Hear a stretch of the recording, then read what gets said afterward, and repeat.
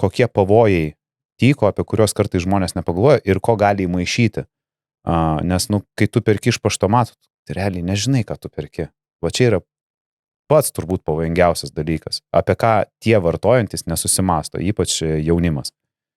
Tai ne tik, dar pridėčiau, turbūt ir papildyčiau, kad ne tik tai tas, kuris nusiperka, nežino, bet tas, kuris gamina, jisai nežino, ką jisai gamina. Tai va čia ir yra, ta prasme, kad jeigu mes kalbėtumėm apie tas klasikinės medžiagas, kurias, turbūt šiandien irgi klausantis, visi žino, kokainas, amfetaminas, tada THC arba kanapės, heroinas,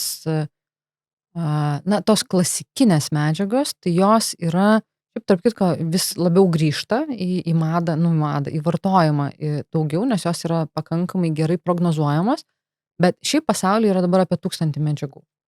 Wow. Tai reiškia, kur aš ten truputį užsiminiau, kalbėdama apie chemsex, kad yra tokie sintetiniai katinonai, kad yra sintetiniai katinonai, sintetiniai kanabinoidai, haliucinogenų įvairios rūšis ir panašiai. Tai tų medžiagų yra, jos neturi savo normalių gal netgi pavadinimų, tai yra kaip mašinų numeriai, raidžių ir skaičių kombinacija, tiesiog, kad, Kažkaip įvardinti, bet... įvardinti, kad ją galima būtų, uždrausti, kontroliuoti ir panašiai. Tos institucijos, kurios draudžia, jos niekada nespėja paskui tą traukinį, kuris gamina. Niekada. Oho. Ir kažkurio metu medžiaga tam tikrų laikotarpių, gali būti nuo kelių mėnesių iki kelių metų, yra legali.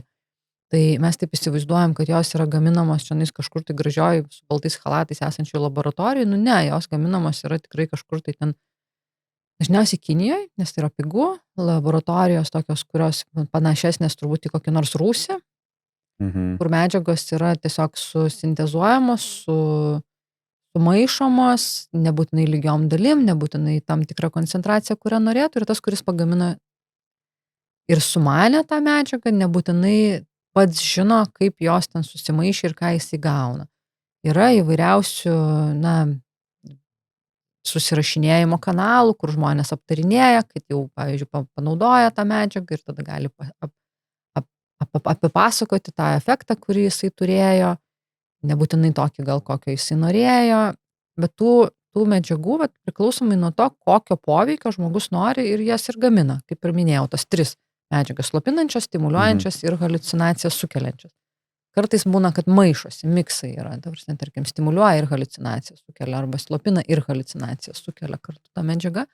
Tai, dabar įvardinti, kad būkite atsargus ir nenaudokite kažko, tai, toksai labai naivus, palinkėjimas galbūt, nes labai sunku, ar iš tikrųjų žmonės žino, ką jie naudoja. Dauguma sako, taip, aš žinau. Galiu pasakyti, kad 90% kanapių, kurios yra užauginamos Europoje, jos nebėra kanapės. Ta prasme, tai yra sintetinės medžiagos. O va tie zombiai, kur vadina, tai čia fentanilio narkotiko poveikis, kur jie ten per pusę perlūžę gatvėje atsirėmė į stulpą. Taip, čia yra opioidai. Tai fentaniliai yra viena iš opioidų formų.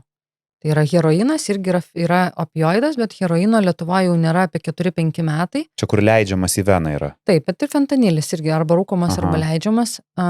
Vilniuje jau tikrai kokie 5 metai nėra heroino, Klaipėdoje karts nuo karto ten pasirodo, bet šiaip Lietuvoje nėra.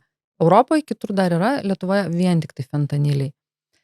Ir apskritai opioidai, tai ta prasme gali būti receptiniai, galima ir vaistiniai nusipirkti morfino, tramadolio ar ten kažkokio petidino, tarkim, kas yra Amerikoje, yra ta Amerikos opioidų krizė, dėl to ir yra kilusi, dėl to, kad ten yra vieni farmacininkai labai stipriai prasukę yra savo receptinį opioidą. Sakleriai tokie, Purdue Pharma. Pharma, kaip? Purdue Pharma. Dabar, man atrodo, dokumentinis filmas yra... Daug labai yra ir filmų, ir knyga dabar lietuviškai išleista. Yra tokia... Man atrodo, kaip jų vaistas vadinosi? Oksikodonas. Oksikodonas, kur jie sakė, kad 12 valandų veikia, bet iš tikrųjų veikia trumpiau, tada žmonės didino dozes ir ten didino nuo 10 iki 160. Dabar lietuviai yra išvertę knygą Skausmo imperija, vadinasi, labai neblogai surašyta visa istorija. Ir tai pakankamai tokia tolima istorija apie 150 metų, apimanti jų visą dinastiją saklerių, nuo ko viskas prasidėjo. Ir ten opioidai nėra vien tik tai tie vaistai, kurie jiems pavyko per juos uždirbti ten tuos savo milijardus. Tai čia taip tik tais, kaip sakyt. O tuos, kas yra pavojingiausia, tai fentanilis, slopina, kokainas stimuliuoja. Ir šiaip yra dabar, kas labai labai prieinama ir naudojama, tai yra tie vadinami kristalai. Tai šiaip, aišku, mes kaip medikai tai sakom, kad kristalinė forma gali būti bet kokios psichoaktyvios medžiagos, kurios yra būtent tokios formos, tai gali būti amfetaminas, metamfetaminas. Ir, aišku, labiausiai tai tie žmonės, kurie dabar sako vartoju kristalus, tai turi omeny sintetinius katinonus. Tai sintetiniai katinonai tai yra stimuliuojančios medžiagos, patenkančios į tą grupę, kur stimuliuoja. Dažniausiai jų formulė ir pagrindas yra labai labai stiprus stimuliatoriai, tai amfetaminas, metamfetaminas su kažkokiom tai ten savybėm. Jie buvo sukurti tam, kad apeiti ir nerastų, kad tai yra amfetaminas ar metamfetaminas tuo metu, kai buvo susintezuoti ir stipresnį efektą duotų, bet dabar jau tai jie jau pakankamai seni yra. Tas seni, tai kiek čia laiko tas? Gal apie 10 metų. Aha, tai jau čia seni, aha. O dabar sakykit, kai išradinėja tas naujas medžiagas, tai tikslas yra surasti kuo stipresnę medžiagą ir vis bando po stiprios dar stipresnę surasti, kad dar labiau veiktų, nes kiek iš dokumentinių filmų matai, tai ten kokaino reikia takelio, o jau kai kuris tenai atrodo anago kampučio dozę gali suvartėti. Aha, fentanilį po nagų gali pasikišti gabalėlį ir užtektų mums čia 4 visiems. Wow. Tai kaip neperdozo tokių dalykų? Tai perdozuojama, nes fentaniliai yra veterinariniai iš viso preparatai, tai jie yra drambliam ir žirafom migdyti. Aš kaip pagalvoju, žmonės dėl dopamino iki tokių dalykų gyvuliams skirtus visokius vaistus naudoja savo. Taip.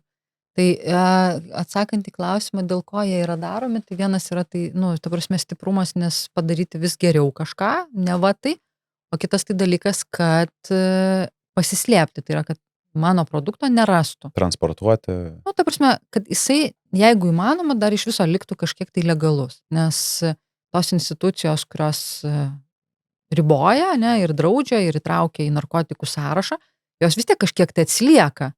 Nes ją reikia tą medžiagą naują susintezuotą įtraukti. Tai čia vis tiek užtrunka biurokratija, dar pati įtraukti, informuoti ten atitinkamas kitas kontroliuojančias institucijas, muitinės ir panašiai. Smagu, kad pažiūrėjote šį trumpą klipą iki pat pabaigos. Todėl kviečiu visus pažiūrėti pilną epizodą štai čia arba ieškokite nuorodos aprašyme. Iki.